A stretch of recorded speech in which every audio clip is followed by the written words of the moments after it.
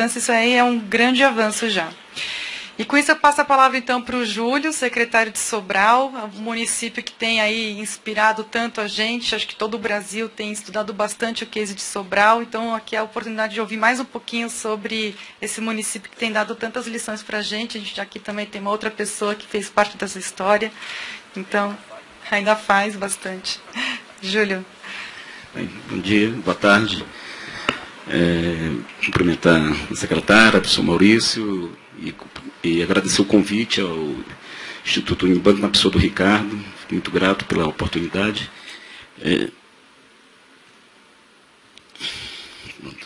Bem, vamos à apresentação, né? Perspectivas da gestão escolar para resultados de aprendizagem, experiência de Sobral. Esse foi o nosso ponto de partida, não vou me delongar muito. Sobral vivia, no ano de 2000, um retrato fiel de fracasso escolar no processo de alfabetização.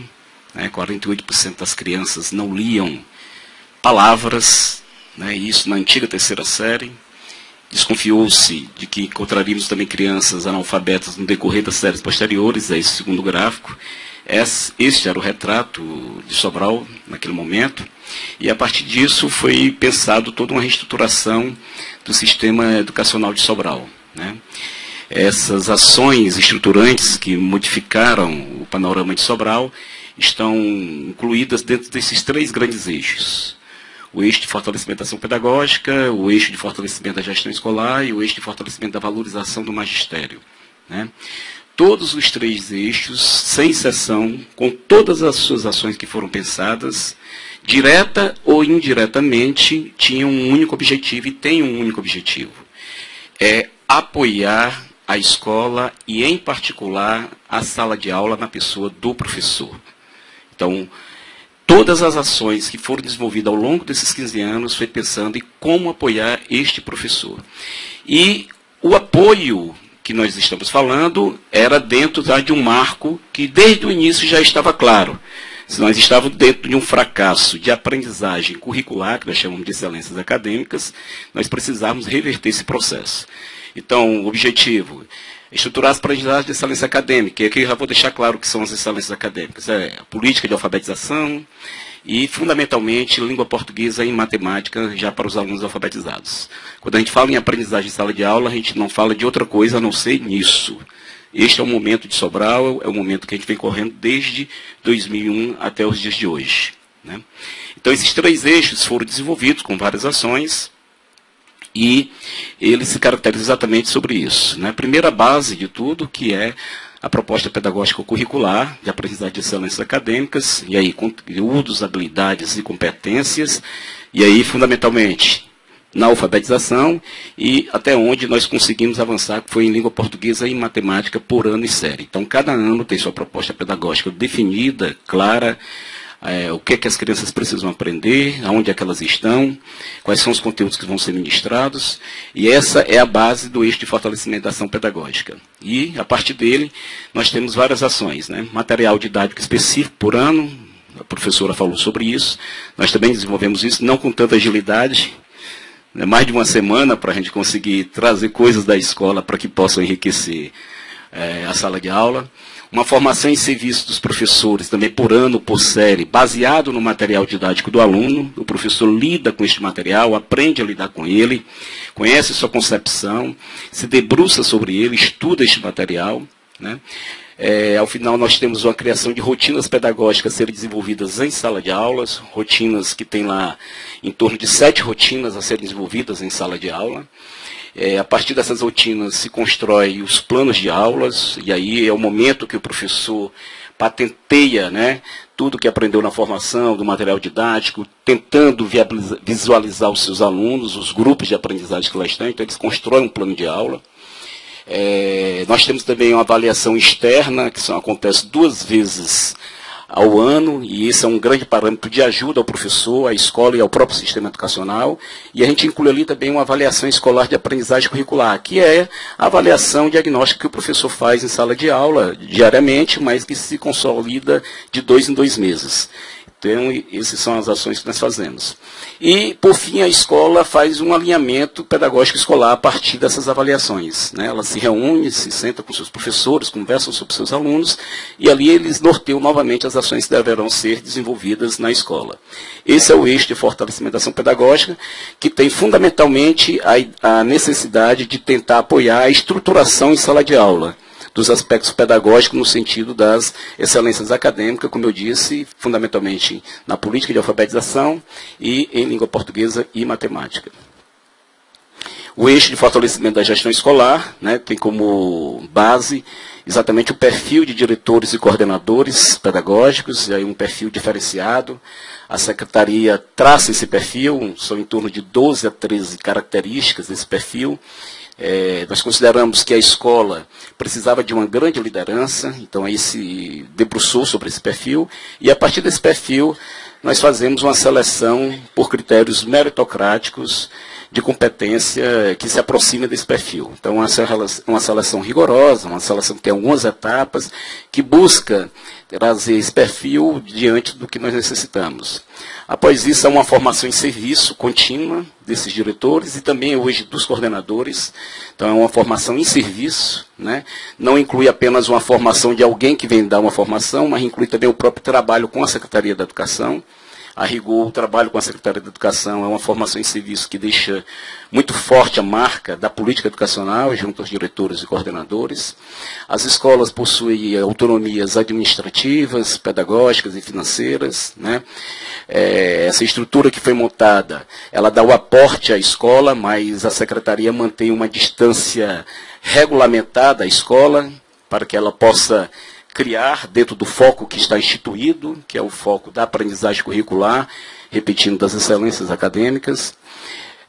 A partir disso, nós também desenvolvemos uma política de incentivo por desempenho de aprendizagem, tanto para os professores como para os núcleos gestores, desde que esse incentivo esteja baseado nas aprendizagens dos alunos, que nós temos consolidados 2 vezes ao ano, de 6 em 6 meses. Né? A nossa avaliação ela é censitária, ela é aluno por aluno, toda a escola se debruça sobre esses resultados, turma por turma, aluno por aluno, grupos de aprendizagem. Aquilo que a Austrália falou aqui sobre a avaliação é muito característico em Sobral, né?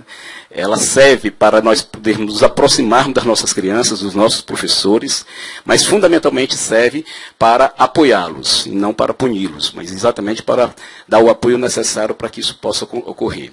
Né? E hoje nós temos, recentemente, uma mediação da tutoria pedagógica, né? Que é uma ação de alguns profissionais, dentro de uma parceria que nós temos também com um parceiro, e aonde ele media, ele vai para a sala de aula, a partir de uma formação, analisa a sala de aula, observa a sala de aula, mas para refletir com a nossa grande liderança, que é o diretor, sobre esses processos. Isso nós estamos ainda no processo de construção, nós temos que ter muito cuidado, porque a escola em Sobral é um campo sagrado, e para andar em escola é importante saber o que vai fazer na escola, porque senão a gente pode criar um monstro muito grande dentro da escola, e isso está sendo lidado da melhor maneira possível, sempre no intuito de proteger o professor e apoiar o professor, que é como a professora Meridian diz, o nosso anjinho que precisa abrir as asas, né? E o nosso professor, ele abre as asas exatamente quando ele tem uma estrutura que o protege, que ele possa tentar desenvolver o que ele precisa fazer, que é fazer com que as crianças aprendam. Esse é o maior apoio que os professores têm em sala de aula. E o eixo de fortalecimento da valorização do magistério, que eu preferi colocar os professores como base e listar as ações mais pertinentes do que a gente entende por valorização do magistério, né? O reconhecimento dos saberes dos professores nas ações pedagógicas de aprendizagem de excelência acadêmica. Então, ao longo dos 15 anos, muito do nosso material pedagógico estão sendo revisto, a partir que nós estamos agora no momento de reforma curricular com outro parceiro, e nós estamos revendo tanto os materiais como estamos estudando as experiências exitosas no mundo todo. Inclusive, algumas delas aqui estão como base das nossas análises, que a gente está imedindo o sistema em torno disso. Mas, praticamente a gente usa também os saberes que chegam aos professores, eles constroem, nós trazemos para o sistema. Então, muito do nosso material, que nós temos estruturado, dos alunos, tem a ver já com 15 anos que os próprios professores construíram, e que a gente vai absorvendo e vai modificando os nossos materiais. Isso é uma coisa importantíssima, isso apodera a escola. Essa é a grande motivação que a escola tem de se reconhecer no processo, porque ela contribui e o sistema consegue fazer com que ele possa ser utilizado. Socialização de práticas docentes eficazes, de excelência acadêmica, sempre, né? Diretores, coordenadores, professores, há muita troca, há muito seminário, há muita mentoria, há muita tutoria, é um processo homogêneo em relação a isso, mas sempre é voltado para as aprendizagens. Como é que o menino aprendeu a se alfabetizar? Tem uma escola ali que está bombando, então ela vai ser o alvo de tentar dizer como é que isso faz, o diretor vai para uma outra escola, vai aprender entre eles, e hoje esse processo de socialização foi muito importante para a sustentabilidade do sistema. Diminuição de quantidade de alunos por turmas, também é uma reivindicação da escola. Ao longo dos anos a gente foi propiciando isso. A gente baixa uma portaria dizendo o limite máximo e o limite mínimo por série, por ano, por turma. Apoio restrito a práticas pedagógicas de aprendizagem da excelência acadêmica, que eu já citei quais são. Então, assim, foi para ter aula dia de sábados, depois do recreio, os alunos precisam, os professores querem, a gente faz de tudo, é apoio restrito. Foi para outra coisa, não. Aí a gente bota o pé e diz não. Mas para isso a gente dá prioridade. Então essa é uma ação que a gente tem muito forte também. Material de apoio pedagógico aos alunos e professores, para chegar isso nas mãos dos professores, chegar nas mãos dos alunos, né? São livros, às vezes, didáticos, são folhas de papel ofício, resmas, pincéis, a gente faz com que chegue bimestralmente às mãos dos professores, para que eles possam utilizar. Garantia de tempo pedagógico necessário para a aprendizagem dos conteúdos, habilidades e competências de excelência acadêmica em sala de aula. Isso é super importante. Né? Nós blindamos a nossa sala de aula, nós blindamos o nosso professor para que ele possa ter tranquilidade de fazer o que ele está no sistema para fazer. Ele tem lá a sua turma, ele tem a formação em serviço, ele tem o material didático, ele tem um coordenador e um diretor que está junto com ele para apoiá-lo, mas muitas vezes ele não tem o tempo pedagógico necessário para que os alunos possam aprender. Então nós precisamos preservar a sala de aula para que isso possa ocorrer. Isso é muito forte em Sobral. Né? Ao longo desse tempo a gente vai percebendo que muita coisa que chega à escola vem com uma ideia brilhante, com uma ideia formidável, mas ao invés de agregar, ela não agrega, ela concorre, a verdade é essa, ela concorre, mas às vezes com a mesma discussão, com a mesma ideia, mas ao implementar a abordagem, ela faz uma concorrência, ela dilui. Né? Se você levar em consideração os nossos alunos da escola pública, a formação dos nossos professores, que já foi citado aqui, qualquer outro elemento que chegue, que dilua essa atenção, esse foco, isso não é apoio ao professor. Ele se sente desestimulado, ele dilui sua atenção, a sua ação, e assim acontece com o professor, acontece com o coordenador e acontece também com o diretor. Então, tempo de sala de aula em Sobral é sagrado. Seja como for. Às vezes a gente tem colaboradores, mas os colaboradores às vezes insistem em chegar na escola e querem implementar algo estruturado dentro da sala de aula. Em Sobral a gente não. Vamos conversar para que isso possa acontecer ou não acontecer. Né? Bem, então o sistema é basicamente esse aqui. A nossa base são as políticas curriculares, aí eu estou botando em ordem cronológica. Política de alfabetização, que é a nossa grande referência, a nossa grande plataforma. Até os 7 anos de idade as crianças se alfabetizam. Logo depois, as crianças alfabetizaram a política da melhoria da proficiência em língua portuguesa, matemática, e estamos apenas iniciando em ciência. Eu coloquei ciências ali, mas com muito receio. Política de educação infantil, que hoje nós estamos agregando muito fortemente, uma política de educação integral, que é uma experiência que nós estamos começando também, muito precoce, que ainda estamos construindo o método de Sobral sobre isso. Né? E por último, a política da educação de jovens e adultos, que nós chamamos de 15 anos a mais. Então, vocês veem, essa é a nossa política curricular no momento. A partir dessa política curricular, nós temos uma rede de escolas, nós temos a escola da infância, que é na educação infantil, nós temos a escola da criança, do 1º ao 5º ano, nós temos uma escola do adolescente, que vai do 6º ao 9º ano, né? E nós temos uma escola da noite. Ali a escola do adolescente é a escola de tempo integral, mas apenas 45% da rede está formatada dessa maneira. Né? Algumas ainda estão muito misturadas, mas outras não. Nós já temos ali escolas singulares, que atendem determinada demanda e com um perfil de gestão também diferenciado. Todas essas escolas são impactadas fortemente pelos 3 eixos que eu falei para vocês, e aí são todas as ações que têm como único objetivo apoiar o professor. Esse é o grande apoio que nós damos ao nosso professor. Todas elas, sem exceção, é para apoiar a escola e, fundamentalmente, o professor. Houve um processo em Sobral chamado de nucleação de escola. O que era a nucleação de escola? Era fazer com que a gente pudesse deixar de existir uma escola que não tinha condições de existir e as turmas muito seriadas. 10 alunos numa sala de aula com idades diferentes com um único professor. Então a gente trouxe para uma escola maior. Essa ação, qual era o objetivo? Apoiar o professor. Todas elas sem exceção. Então tem das mais distantes, das mais diretas, as mais indiretas, todas elas impactam diretamente no apoio ao professor. Isso acontecendo, há uma avaliação externa de aprendizagem curricular, como eu disse, são 2 vezes ao ano, uma em junho e outra em novembro, é consolidada de todos os alunos, turma por turma, escola por escola, nós temos a média do município, e é a partir daí que tanto a secretaria como a escola se debruça sobre esses resultados, faz as suas análises, e ao fazer as suas análises vai tirando as suas conclusões momentâneas.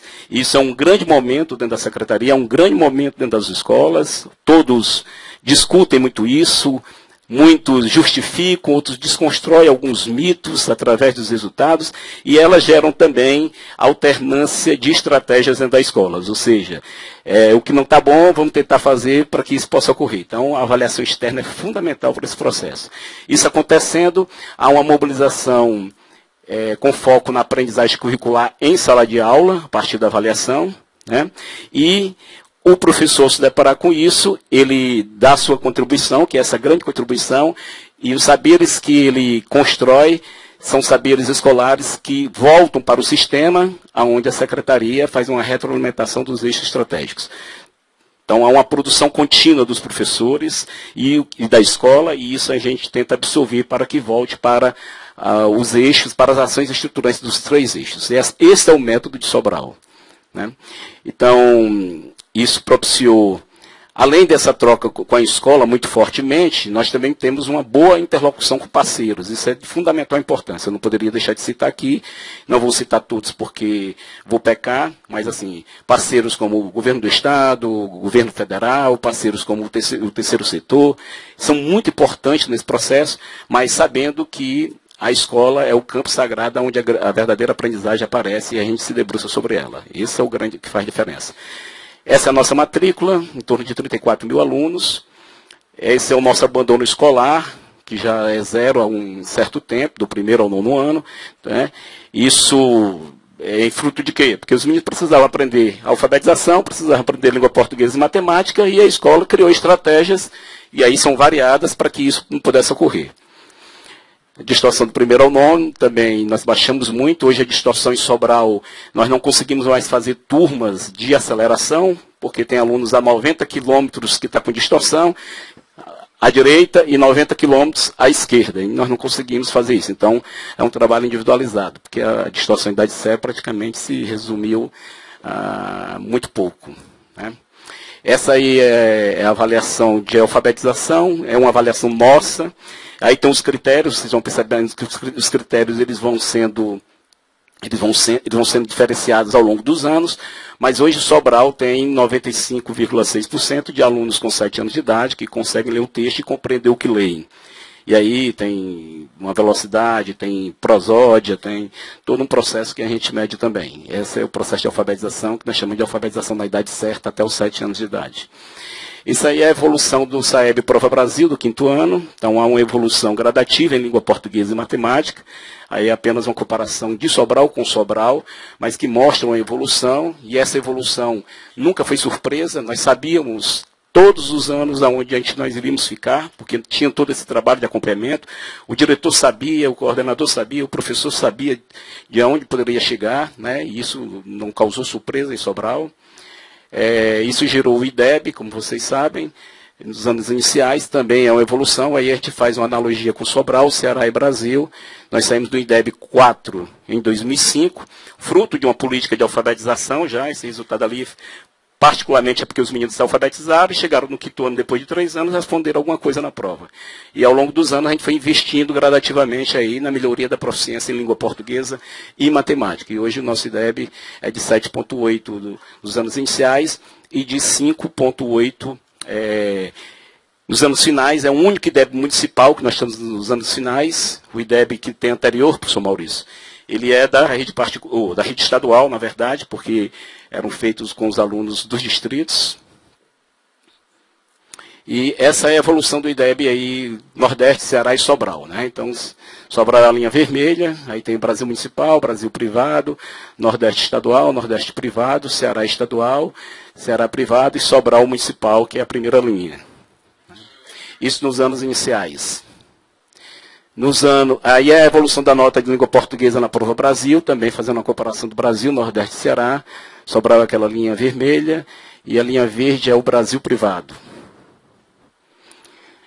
Essa aqui é a evolução das escolas de Sobral e do Brasil na prova Brasil. Então é o conjunto de escolas, né? São o conjunto de escolas de Sobral e o conjunto de escolas no Brasil. Então aquela linha ali demarca, né? Sobral vem a partir de 2009, ele ultrapassa a linha, né? Mas o que é mais importante para nós é que ele ultrapassa a linha em conjunto, com todas as escolas quase na mesma faixa de resultados de aprendizagem, né? Ali só tem uma escola que está um pouco mais acima, vocês podem perceber isso.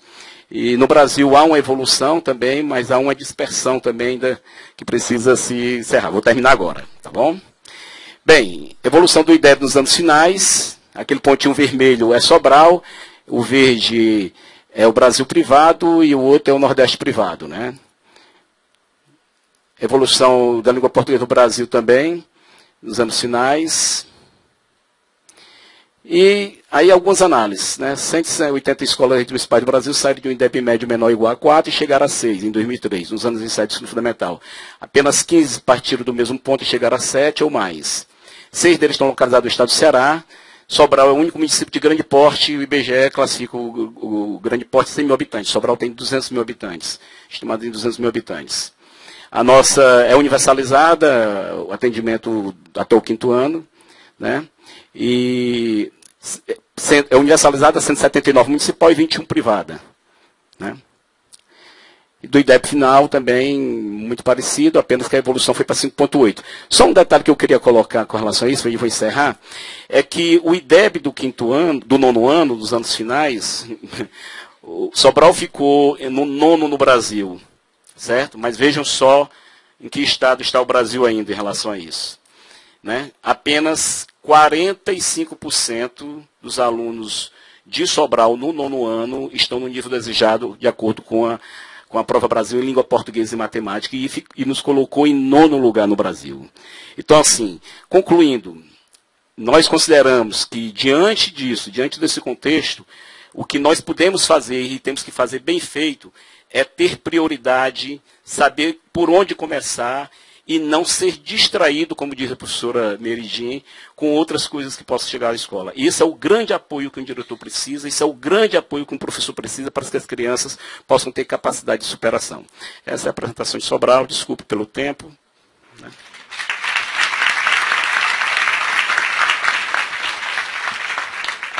Muito obrigada, professor Júlio. Acho que aqui a gente teve... Eu gostei desse